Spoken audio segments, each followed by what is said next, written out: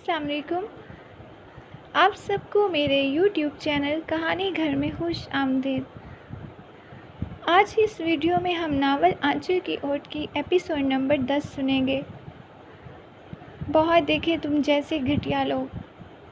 वो किताबें लेकर वहाँ से जाने ही लगी थी कि साहिल ने आखिरी मर्तबा अपनी चाहत का यकीन दिलाने के लिए इसे रोकने की कोशिश की। अज़ल मेरी बात तो सुनो, मैंने तुम्हें कहा था ना अपनी ज़ुबान से दोबारा मेरा नाम ना लेना। उसने उसके चेहरे पर ज़ोरदार थप्पड़ मार दिया। साहिल हवास बाख्ता हो गया। इसे तो यकीन नहीं आ रहा था कि इसके साथ ये क्या हो गया है। इस थप्पड़ को एक पल में वो कई बार महसूस कर रहा था। अब इसके पास हैरान होने के सिवा कोई चारा ना था। बाकी सब भी अज़ल के इस रवैया पर बहुत परेशान हुए थे। वो मुकम्मल तौर पर टूट चुका था। जिस हवा की तबीर वो चाहता था, दरअसल वो एक डरावना हवा बन चुका था। वो शर्मिंदगी के एहसास से अपनी नज़रें झुकाए वहाँ से चला गया। मगर इसकी ज़िंदगी जिस मोड़ पर थी ख़त्म हो चुकी थी। आज इसने अज़ल की आंखों में अपने लिए इतनी नफ़रत देखी थी तो इसे अपने लिए और भी नफ़रत महसूस होने लगी। जिसे वो इतनी मोहब्बत करता था, अज़ल उससे उतनी ही नफ़रत करती थी। अब वो किसी पर भी यकीन ना करती थी। वक्त ने उसे बहुत चालाक कर दिया था। वो बाल की खाल उतारने की कोशिश करती रहती थी और दूसरों को पहचानने में अब वो खास महारत रखने लगी थी। आहद और ज़मान फ़ौरन उसके पीछे आ गए। यार तुम उसे भूल जाओ, वो तुम्हारी मोहब्बत के काबिल नहीं है। आहद उसे समझाते हुए हमकदम हो गया। अगर इसे तुमसे मोहब्बत नहीं है तो वो ना भी कर सकती थी। यूँ थप्पड़ मारने का कोई जवाब नहीं बनता था। आहद अपने गुस्से का इजहार करने लगा। साहिल खामोशी से कदम बढ़ाता रहा और काफ़ी मुश्किल से अपने आप को संभाल रहा था। वो दोनों उसे समझा रहे थे मगर वो तो कुछ और ही सोच रहा था। अपने आप को कोस रहा था। उसे इस बात की बहुत तकलीफ थी कि अज़ल ने आज उसको एक थप्पड़ भी मार दिया। मैं घर जा रहा हूँ, उसने आखिरी अल्फाज कहे और अपने भाई के पास जा पहुँचा। नहीं साहिल, मैं तुम्हें अकेले नहीं जाने दूँगा, आहद ने उसे रोकते हुए कहा। तुम्हें परेशान होने की ज़रूरत नहीं है, मैं अकेला ही चला जाऊंगा। उसने बाइक स्टार्ट की और आहद जल्दी से उस पर सवार हो गया। अब चलो, मैं भी तुम्हारे साथ जाऊंगा। इसे देखते हुए ज़मान भी सवार हो गया। यार प्लीज़, मैं चला जाऊंगा, थोड़ी देर के लिए तन्हाई चाहता हूँ। हम तुम्हें घर छोड़ कर आएंगे, उन्होंने ज़िद की। साहिल बेबस होते हुए खामोश हो गया। वो जैसे ही घर में दाखिल हुआ तो माहा ने उसे देख लिया। भाई आप आज इतनी जल्दी आ गए? साहिल ने इसकी तरफ देखा और कुछ कहे बगैर ही वहाँ से सीधा अपने कमरे में चला गया। इसने कुछ कहा तो नहीं था मगर ना कहते हुए भी वो सब कुछ कह गया। भाई, माहा ने इसे रोकने की कोशिश की मगर नाकाम रही। इसने भाई की परेशानी पढ़ ली थी, इसलिए दौड़ती हुई इसके पीछे उसके कमरे में चली गई। वो बेड के आखिरी कोने में अपना सिर घुटनों पर रखे हुए बैठा था। क्या हुआ भाई? वो बिल्कुल इसके सामने खड़ी थी। साहिल ने कुछ जवाब ना दिया। भाई आखिर क्या हुआ है? वो धीमे लहजे में बोली। जिससे मैंने अपने दिल पर अख्तियार दिया और अपना समझता रहा, वो तो मेरा कभी था ही नहीं। बस यही वजह है जो मैं बर्दाश्त नहीं कर पा रहा। क्या मतलब? वो बात की तह तक पहुंचते हुए बोली। अज़ल तसव्वुर में भी उसके बारे में सोचते उसे मना कर दिया है। वो तसव्वुर जिससे मेरी सांसें आबाद हैं वो सब समझ चुकी थी, इसलिए मज़ीद सवाल करने की हिम्मत उसमें ना हुई। मेरे भाई के लिए लड़कियों की कमी है क्या? मैं अपने भाई की शादी इस दुनिया की सबसे खूबसूरत और खूबसूरत सीरत लड़की से करूँगी, वो हौसला देते हुए बोली। इसने फ़ौरन प्यार से अपनी बहन को गले लगा लिया। अब इसके चेहरे पर अजीब सा सुकून था, जिसकी तह में छुपी हुई बेचैनी अपनी झलक दिखाकर छुप जाती थी। इसके बाद ना वो दोबारा केमिस्ट्री की क्लास लेने आई और ना ही कभी साहिल उस जगह पर गया। फिर काफ़ी वक्त गुजरने के बाद साहिल ने खुद को ना संभाल पाया और कमरे में बंद कर रख दिया। मगर याद था तो बस यही कि किसी ने उसकी इतनी बेइज्जती की है। सोच में वो कहीं का कहीं निकल जाता था। اسی سوچ میں اس سے پھر استاد محترم باقر علی صدیقی کی ایک بات یاد آئی۔ تم بہت خوش نصیب ہو، خدا نے تمہیں آزمائش کے لیے چنا ہے، اور یہ یاد رکھنا عشق بہت بڑا امتحان ہوتا ہے۔ پھر وہ اپنے سر کو جھٹکتے ہوئے رب الکائنات سے معافی مانگنے لگا۔ یا رب، مجھے معاف کر دینا، میں نے تیری ناشکری کی، تو سب سے بہتر رحم کرنے والا ہے۔ اس مسلسل جنگ کی کیفیت میں وہ کرب الہی سے مدد مانگ رہا تھا۔ جتنے آنسو اس نے اپنی بے عزتی ہونے پر بہائے، اس سے کئی زیادہ آنسو اس نے خدا کے شکرانے میں بہا دیے۔ اس کی سوچ مثبت ہو چکی تھی۔ وہ شاید اسی عبادت میں اتنا اثر نہیں تھا، شاید یہی وجہ ہے کہ میری دعا قبول نہیں ہو رہی۔ اب وہ پہلے سے زیادہ اہتمام سے خدا کی طرف رجوع کرنے لگا تھا۔ وہ خدا کی رضا میں اپنی رضا ڈھونڈنے لگا۔ اب وہ تہجد بھی پڑھتا تھا، رات کے کئی پہر خدا کی خوشنودی حاصل کرنے کے لیے وہ صرف کر دیتا۔ اس وقت ایک ایسی نعمت سے نوازا گیا کہ ہر کام کرنے سے پہلے وہ اس خیال کو ذہن میں لاتا کہ اللہ تعالیٰ مجھ سے کہیں ناراض نہ ہو جائے۔ اس کا ہر عمل سب سے پہلے یہی سوچنے پر مجبور کرتا کہ جو کام میں کر رہا ہوں، کیا اللہ اور اس کے نبی مجھ سے خوش ہوں گے؟ اب کیمسٹری کی کلاس میں وہ دونوں جانے سے گریز ہی کرتے تھے، مگر کلاس کے باہر اکثر دونوں لڑکوں لڑکیوں کے جملے سننے پڑتے تھے۔ وہ دونوں کیمسٹری کے کلاس میں نہ جاتے، مگر کلاس کے باہر اکثر دونوں کا سامنا ہو جاتا۔ کبھی کبھار لڑکے لڑکیوں کی سرگوشیاں انہیں اپنے گھیرے میں لے لیتی ہوئی محسوس ہوتی، مگر کبھی اثرات منفی مرتب ہوتے۔ آج ساحل پھر منہ لٹکائے بیٹھا ہوا تھا۔ آہد اور زمان پھر اسے تنگ کرنے لگے۔ ساحل، تم میں غیرت نہیں ہے، آہد اس کے سامنے بیٹھتے ہوئے بولا۔ ساحل نے اس کی طرف نظر اٹھا کر دیکھا۔ اگر کوئی لڑکی یوں مجھ پر ہاتھ اٹھاتی تو میں اسے منا کر ہی دم لیتا۔ اگر میں ہوتا تو اسی تھپڑ کو اتنی زبردست قیمت چکانی پڑتی کہ وہ یاد رکھتی۔ نہیں یار، میرے لیے اس کی عزت سب سے اہم ہے۔ یار تو پاگل تو نہیں؟ کس مٹی کا بنا ہوا ہے؟ اس نے تجھے ساری دنیا کے سامنے ذلیل کر دیا، تو اب بھی اس کے لیے سوچ رہا ہے؟ زمان، تمہیں میں نے کہا نا کہ مجھے اس کی عزت کا خیال ہے۔ آہد فٹ سے بولا۔ میں تو یقین سے کہہ سکتا ہوں کہ کم از کم اس کے 2-3 بوائے فرینڈز تو ضرور ہوں گے۔ زمان بھی بول ہی رہا تھا کہ ساحل نے اسے خاموش کروا دیا۔ خاموش ہو جاؤ۔ ہاں ہاں، ہم تو خاموش ہو جائیں گے، مگر باقی لوگوں کو کیسے خاموش کرواؤ گے؟ اور ہم سے بات کرتے ہوئے تو تجھے بہت شرم آتی ہے۔ جا کر پوچھو وہاں اس سے کہ اس نے تمہیں تھپڑ کیوں مارا۔ وہ اسے بھڑکا رہے تھے۔ دراصل اس سے بھی ان کو تکلیف تھی کہ اس کے دوست کی اتنی بے عزتی ہوئی۔ ساحل وہاں سے غصے سے اٹھ کر چلا گیا کہ شاید اس کی زندگی میں کوئی اور ہو۔ آج وہ کالج کے باہر راستے میں کھڑا ہو گیا۔ اس نے ارادہ کر لیا تھا کہ وہ اظہر سے پوچھ کر ہی دم لے گا۔ بس مجھے ایک سوال کا جواب چاہیے، ساحل اس کے ساتھ چلتے ہوئے بولا۔ تم کیوں میرے پیچھے پڑ گئے ہو؟ وہ گھبراتے ہوئے بولی۔ اظہر جی، میرے بس ایک سوال کا جواب دے دیں۔ لگتا ہے اس دن کے تھپڑ کا اثر ختم ہو گیا ہے۔ میری خاموشی کو میری کمزوری نہ سمجھو، وہ ذرا سخت لہجے میں بولا۔ اظہر نے اپنے رویے میں نرمی لاتے ہوئے کہا، دیکھو ابھی میرا بھائی آنے والا ہے، اگر اس نے مجھے تمہارے ساتھ دیکھ لیا تو میرے لیے مشکل ہو جائے گی۔ کیا آپ کسی سے محبت کرتی ہو؟ اس نے وقت ضائع کیے بنا اس سے پوچھا۔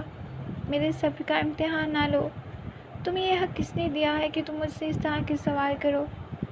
آخر میرا کیا قصور جس کی تم مجھے یہ سزا دے رہی ہو؟ وہ پرنم آنکھیں اس کی آنکھوں میں ڈالتے ہوئے پوچھ رہا تھا۔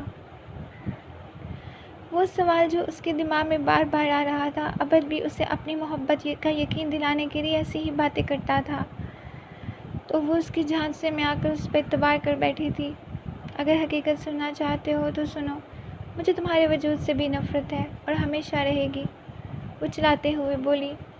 میں آپ سے معذرت خواہ ہوں کہ مسلسل جبر کے بعد بھی آپ کے خیال کو اپنے تصور سے نہیں نکال سکا۔ مجھے معلوم ہے آپ نے مجھے یہ حق نہیں دیا، مگر مجھ پر میرا اختیار نہیں، ہو سکے تو مجھے معاف کر دینا۔ وہ کہتے ہوئے چلا گیا اور جان چکا تھا کہ اس کے نصیب میں اظہر کی نفرت ہی لکھی ہوئی ہے۔ اظہر کو اچھا تو نہیں لگا، مگر جس کے لیے چاہت ہی نہ ہو اس کو روکنے کا کیا فائدہ؟ ویسے بھی یہ وہ جذباتی پن ہے جو ابد کی صورت میں وہ پہلے دیکھ چکی تھی۔ آج پھر اس کا طرح رویہ ساحل کی سمجھ سے باہر تھا۔ وہ جاننا چاہتا تھا کہ آخر کیا وجہ ہے، مگر اس نے یہ حق بھی اسے نہیں دیا تھا۔ اس لیے خاموش ہو گیا۔ یا رب، یہ کیسی الفت ہے! تو نے میرے دل کو اس کی چاہت سے سیراب کر دیا اور اس کے دل میں میرے لیے اتنی نفرت بھر دی۔ کچھ پل وہ تنہا بیٹھ گیا اور مسلسل ازل کی نفرت کا شکار تھا۔ چین سے اس کے دل میں بہت دور تھا۔ اس کے بعض دوستوں نے اسے سگریٹ اور ڈرنک کا مشورہ دیا، مگر وہ اپنے رب کے حضور ہی سجدہ گزار ہونے لگا۔ ان چیزوں سے اسے شدید نفرت تھی۔ مجھے تمہارے وجود سے نفرت ہے۔ اس کے کانوں میں یہ آواز بار بار گونجتی رہتی تھی۔ وہ سوچتا تھا اگر اس کو میرے وجود سے نفرت ہے تو میں اپنے وجود کو ہی ختم کر لیتا ہوں۔ لیکن پھر اسے اپنے استاد محترم کی بات یاد آ گئی کہ مایوسی تو کفر ہے، عشق انسان کا سب سے بڑا امتحان ہے۔ اب تمہاری آزمائش شروع ہو چکی ہے۔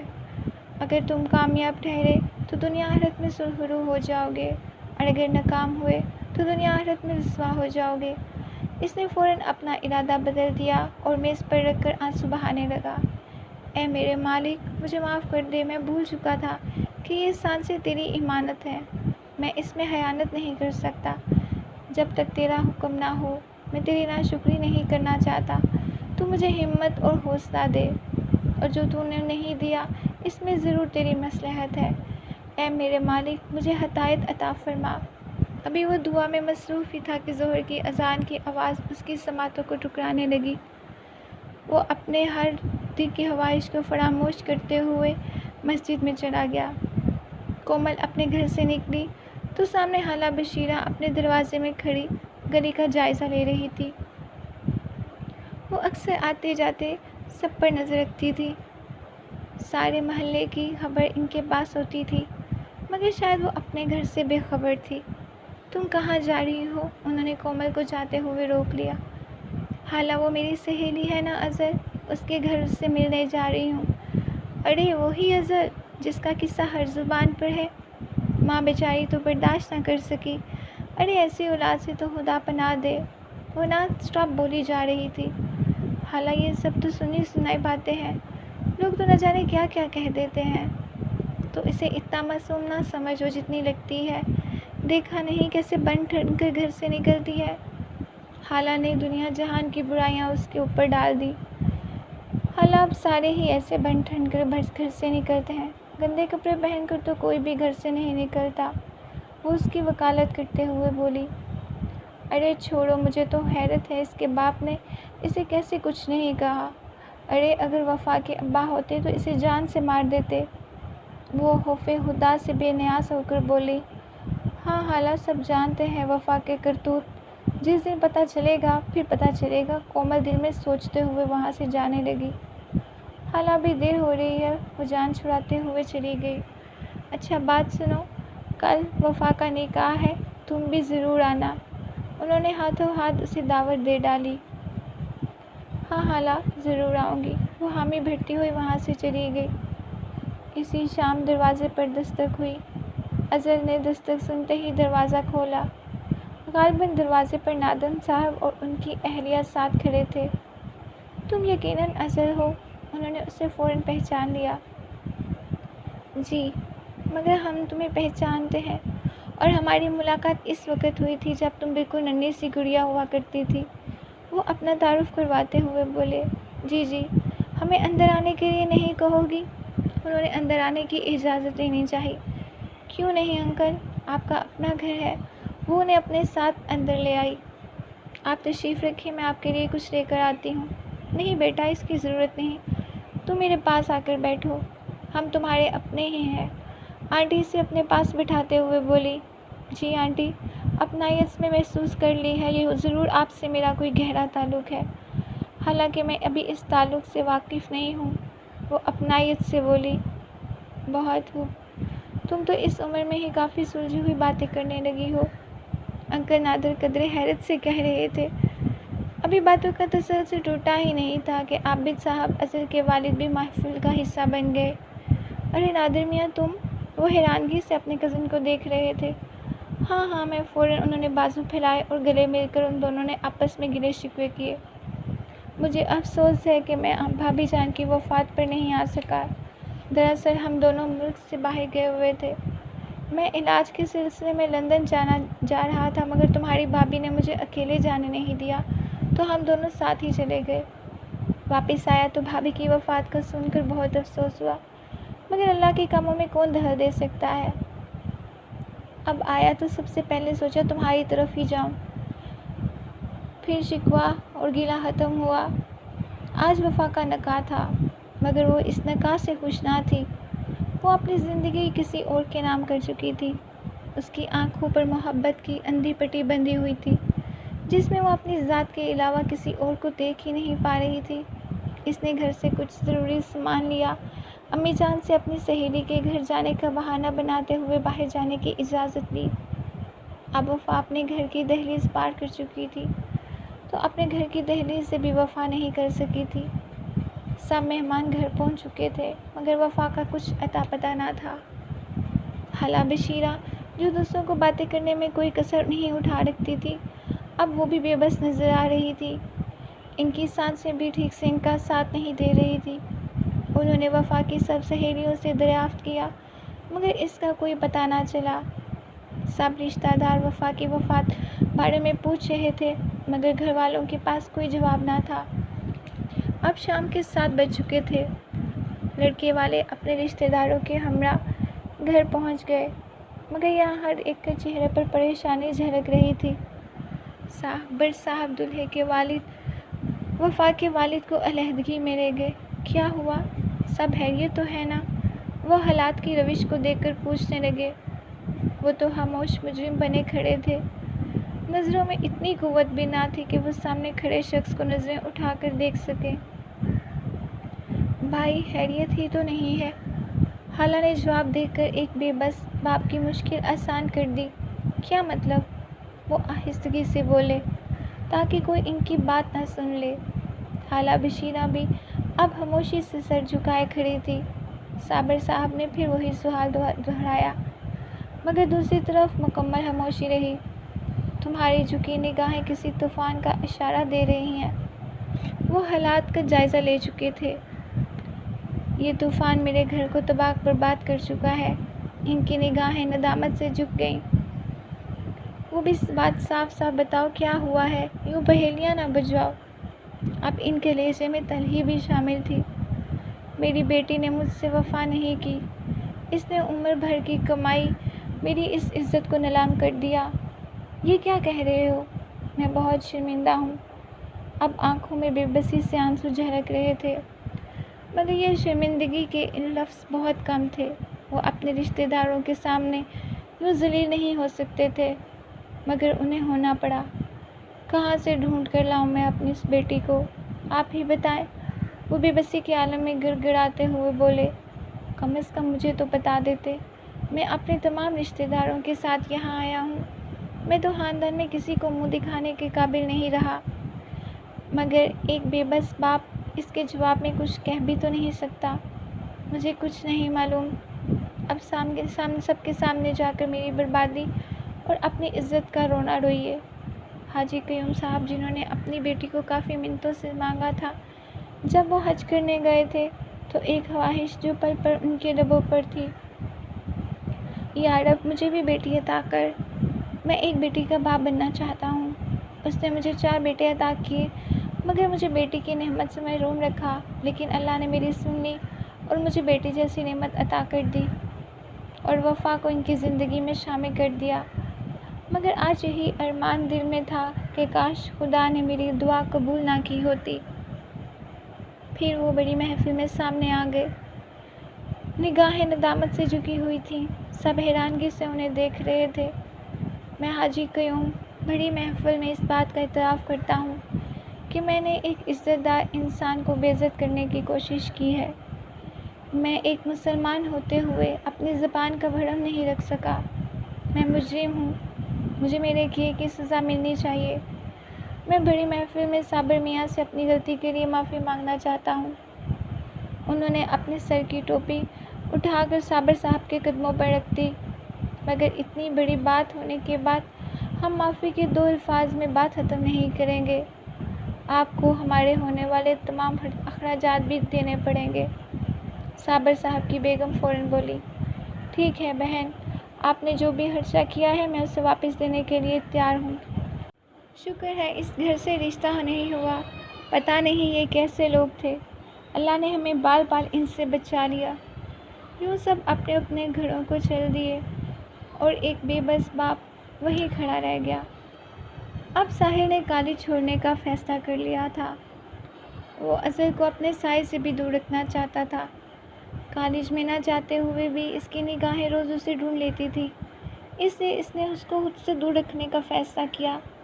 وہ چاہ کر بھی اسے نہ ڈھونڈ سکے، اس لیے اس نے ایک تحریر کومل کو دی تاکہ وہ آخری پیغام اس تک پہنچا سکے۔ السلام علیکم پیاری اظہر۔ اظہر، مجھے نہیں معلوم یہ سب کیا ماجرا ہے۔ خدا نے میرے دل میں تمہارے لیے بے پناہ محبت ڈال دی اور تمہارے دل میں میرے لیے بے انتہا نفرت۔ اللہ کی اللہ ہی جانتا ہے ایسا کیوں ہوا، مگر میری تم سے پہلی اور شاید آخری التجا ہے، تم چاہے مجھے چاہو یا نہ چاہو، مگر پلیز مجھ سے نفرت نہ کرنا۔ مجھ میں تمہاری نفرت سہنے کی ہمت نہیں ہے، گو کہ یہ نفرت بلا وجہ کی ہے، اور شاید میں جاننا چاہتا تھا کہ آخر تمہیں مجھ سے کیا تکلیف ہے، مگر تم نے مجھے سوال کو پوچھنے کا حق بھی نہیں دیا۔ میں تمہاری خاموشی میں خاموش ہوں، سدا خوش رہو۔ اظہر نے جب یہ تحریر پڑھی تو اسے احساس ہو گیا کہ اس نے انجانے میں ہی صحیح مگر ساحل کو کافی تکلیف پہنچائی ہے۔ اسے بے شک ساحل سے محبت نہیں تھی، مگر اسے نفرت کرنے کا بھی کوئی حق نہیں تھا۔ مجھے اس سے نفرت نہیں ہے، اس نے کومل کو بتایا، مگر ہر بار تم اسے نفرت کا احساس ہی دلاتی تھی۔ میں جانتی ہوں تم اس سے محبت نہیں کرتی، مگر اتنا تلخ رویہ بھی نہیں اختیار کرنا چاہیے۔ مجھے خود بھی نہیں معلوم میں نے اس کے ساتھ اتنا تلخ رویہ کیوں اختیار کیا۔ وہ لاجواب ہو چکی تھی۔ دراصل تم اپنی ہر اذیت اور غصہ شاید ابد کی بے وفائی کا لوگوں پر نکالتی ہو، مگر جو بھی ہوا اچھا ہوا۔ جب میرے دل میں اس کی چاہت ہی نہیں تو مجھے اس احساس کو دلانے کی کیا ضرورت ہے۔ اب وہ مجھے بھول کر اپنی نئی زندگی کا آغاز کر لے گا۔ ویسے بھی یہ سب وقتی جذبات ہوتے ہیں، وقت کے ساتھ ساتھ سب بدل جاتا ہے، جیسے میں بدل گئی۔ ایک وقت تھا کہ ابد میری زندگی تھا، اب یہ وہ وقت ہے کہ وہ میرے لیے بے معنی ہو چکا ہے۔ رات کے 10 بج چکے تھے مگر کاشف کا کچھ پتہ نہ تھا۔ ابد نے اس کا نمبر بار بار ڈائل کرنے کی کوشش کی مگر دوسری طرف سے کوئی رسپانس نہیں آ رہا تھا۔ اس کا شک یقین میں بدلتا جا رہا تھا، کیونکہ وہ اس حقیقت سے خوب واقف تھا کہ وفا اور کاشف میں فرینڈ شپ تھی۔ ابد کی والدہ نے اپنے چھوٹے بیٹے کاشف کے لیے پریشان تھی۔ ابد نے ان کے سب دوستوں سے معلومات حاصل کی مگر کچھ فائدہ نہ ہوا۔ تاہم گلی کے کونے میں موجود ایک آدمی نے بتایا کہ اس نے کاشف کو ایک لڑکی کے ساتھ جاتے ہوئے دیکھا ہے۔ لڑکی نقاب میں تھی۔ اب تو اس کو یقین ہو چکا تھا کہ وہ دونوں گھر چھوڑ کر جا چکے ہیں اور ان کا لوٹ کر آنا ممکن نہیں۔ سارا دن اس کی تلاش میں وہ تھک چکا تھا۔ تاہم رات کے 1 بجے جب وہ واپس آیا، کچھ پتہ چلا۔ امی جان اپنے بیٹے کی راہ تک رہی تھی۔ نہیں، ابھی کچھ نہیں پتہ چلا۔ وہ اپنے دوستوں کے ساتھ ہوگا، آ جائے گا، آپ فکر نہ کریں۔ اس نے حقیقت اپنی امی سے چھپا لی کہ کہیں انہیں اور تکلیف نہ ہو، خدا نخواستہ اسے کچھ ہو نہ جائے۔ انہوں نے خدشہ ظاہر کیا۔ ابد خاموش ہو گیا۔ خدا خیر کرے، اگر وہ خیریت سے ہوتا تو گھر فون کرتا، اس کا پتہ کرو، میرے دل میں تو نہ جانے کیسے کیسے خیال آ رہے ہیں۔ اداس ماں کی آنکھوں میں ایک آس تھی مگر بھیگی کچھ نہیں تھی۔ بالکل ٹھیک ہے، تم لاپرواہی سے کہہ سکتے ہو بیٹا، کیونکہ تم ماں کی تڑپ کو نہیں جان سکتے۔ امی جان، اگر آپ سچ سننا چاہتی ہیں تو سنیں۔ وفا جس لڑکے کے ساتھ بھاگی ہے وہ کاشف ہی ہے، اور اب وہ چاہ کر بھی اتنی جلدی واپس یہاں نہیں آ سکتا۔ کیا؟ وہ حیرانگی سے سر پکڑ کر بیٹھ گئی۔ اور ہاں، پریشان نہ ہوں، جب پیسے ختم ہوں گے تو خود رابطہ کرے گا، آپ آرام سے سو جائیں۔ کیسے سو جاؤں؟ وہ اپنے بچے کو دیکھے بغیر نہیں رہ سکتی ہوں۔ آج کا دن، آج کی رات میری زندگی کی سب سے حسین رات ہے، کاشف وفا سے مخاطب ہوتے ہوئے بولا۔ ہاں، دنیا کی کوئی طاقت ہمیں جدا نہیں کر سکتی، ہم دنیا کے رسم و رواج سے فتح حاصل کر چکے ہیں۔ وفا فخر سے بولی، دیکھا، میں نے کہا تھا نا کہ تمہارا نکاح اسی دن ہوگا مگر میرے ساتھ۔ کاشف وفا کو اپنی محبت کا یقین دلا رہا تھا۔ وہ اس کے کاندھے پر سر رکھتے ہوئے بولی، میں نے تم سے تو وفا کر لی، پوری دنیا کے سامنے میں بے وفا بن گئی۔ یوں دونوں اندھی محبت کی چھاؤں میں اپنی زندگی کا آغاز کر چکے تھے۔ وہ دونوں اپنے خوابوں کو سچ کرنے پر بھرپور خوش تھے۔ وفا گھر کے تمام زیورات ساتھ لے کر گئی تھی اور کاشف بھی کافی پیسے لے کر آیا تھا۔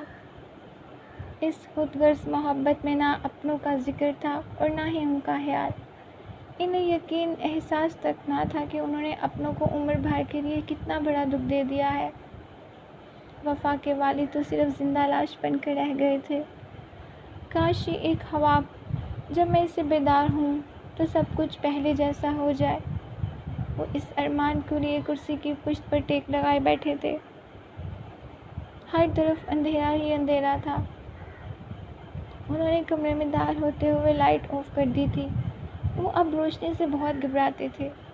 وہ اپنی ذات کا بھی سامنا نہیں کر پا رہے تھے اور اس تاریکی میں شاید اجالے کی کسی کرن کو تلاش کر رہے تھے، مگر یہ وہ رات تھی جس کے بعد دن میں بھی اجالا دکھائی نہیں دیتا، جو اس کے ساتھ چھوڑ دیتا ہے۔ نادر صاحب اور ان کی بیگم صاحبہ گھر حیریت سے پہنچ چکے تھے۔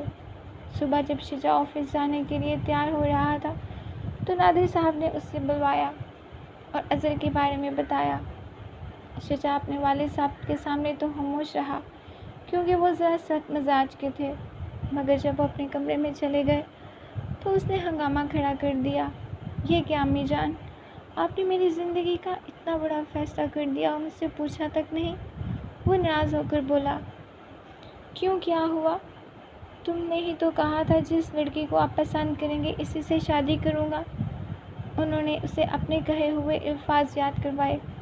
وہ 6 ماہ پہلے کی بات تھی۔ دیکھو شجاع، ہم کئی سالوں سے تمہیں کہہ رہے ہیں اگر کوئی لڑکی پسند ہے تو بتا دو، مگر تم نے ہر بار فیصلہ ہم پر چھوڑ دیا۔ اب جب ہم نے لڑکی پسند کر لی ہے تو تم یہ کہہ رہے ہو؟ وہ شکوہ بھرے لہجے میں بولی۔ آپ مجھ سے کم از کم ایک مرتبہ پوچھ تو سکتے تھے۔ میں آپ کو بتانے ہی والا تھا کہ میں نایاب کو پسند کرنے لگا ہوں اور شادی کا خواہش مند ہوں۔ یہ نایاب کون ہے؟ امی جان نے حیرت سے پوچھا۔ میرے آفس میں کام کرتی ہے۔ اچھا، میں تمہارے ابو سے بات کرتی ہوں، مگر یہ تم بھی اچھی طرح جانتے ہو اگر انہیں نایاب پسند نہ آئی تو وہ ہرگز اسے تمہاری شادی پر رضامند نہیں ہوں گے۔ زندگی میں نے گزارنی ہے یا انہوں نے؟ چلیں آپ بات تو کریں، انہیں وہ ضرور پسند آئے گی۔ وہ امی جان کے گرد بازوں کا گھیرا بناتے ہوئے پیار جتا رہا تھا۔ لو یو امی جان۔ پھر وہ آفس چلا گیا۔ امی جان نادر صاحب کے لیے چائے بنا کر کمرے میں گئی۔ چائے دینے کے بعد دونوں ان کے پاس بیٹھ گئیں۔ آپ سے ایک ضروری بات کرنی ہے۔